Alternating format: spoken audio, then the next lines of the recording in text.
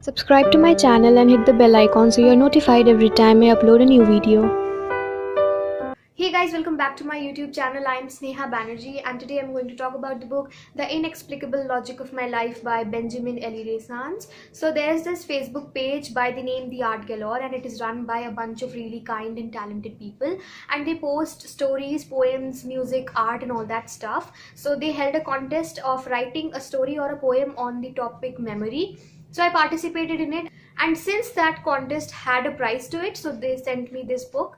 So if you're interested in anything as such, then you can go and check their page out. I'll give the link of their page in the description below. And now let's get started with this book. Now before getting into the story, I would like to tell you that this book is one of the best books that I have read in a long time, and I just really don't have words to explain what an absolute gem this book is. And if you have not read any books this year, if you have not completed your resolution, your book resolution, it doesn't matter. If you read this book, this one book will actually cover for everything.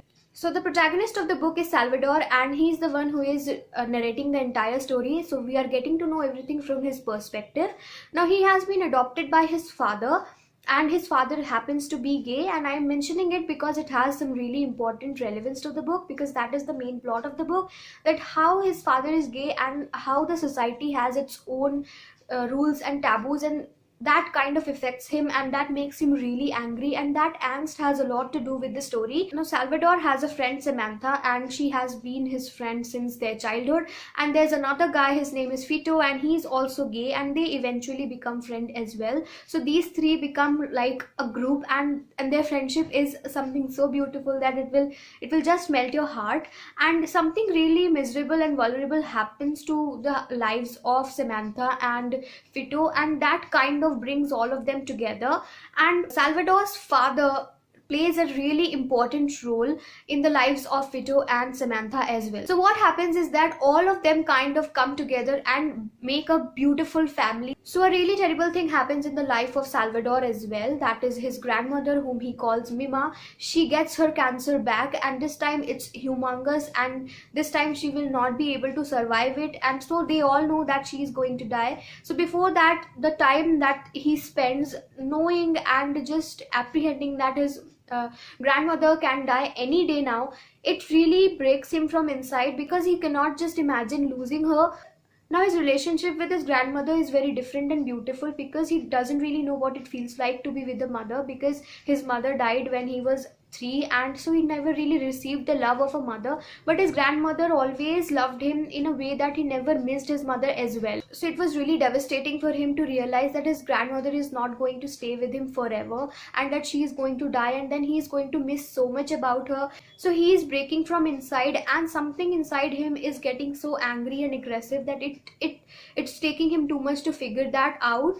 Now this book is not much about the plot. It's not a plot driven book. It's basically a character driven book. The characters in the book are more important than the plot of the book, because although the plot just plays a part where the characters actually explore themselves and each other, and they get together, and it's just so endearing and heartwarming to see all of them together and trying to help each other and trying to be with each other, and actually helping them to go through and get through all the sadness and the issues that they are dealing with. And the best thing about the book is that the book is character driven, and all the characters in this book are just so amazing, from Salvador to Samantha to Vito to Salvador's father Vicente, and then his grandmother, that is Mima. Everyone is so amazing and beautiful. Also, one of the greatest things about this book is the way the book explores the relationship of a father and son. Salvador and his father Vicente, the relationship that they share, the way they express it. Always we see that a father and a son has this relationship where they just do not express their love for each other that much. Expression is never a part of them,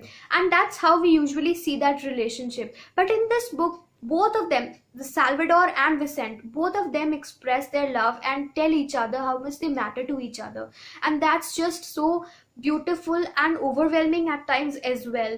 And the way Salvador feels for his father, the way he is so much protective for him, he wants to save him from every bad word said by the society. Because his father is gay, his life is obviously very tough and difficult, because people are judgmental and they say things that Salvador just cannot digest. So he's always there to protect his father, and he just feels this thing where he wants to save his father from all those bad eyes. And it's just so endearing and beautiful, where the father and the son both are trying to save each other from the society and from the people outside.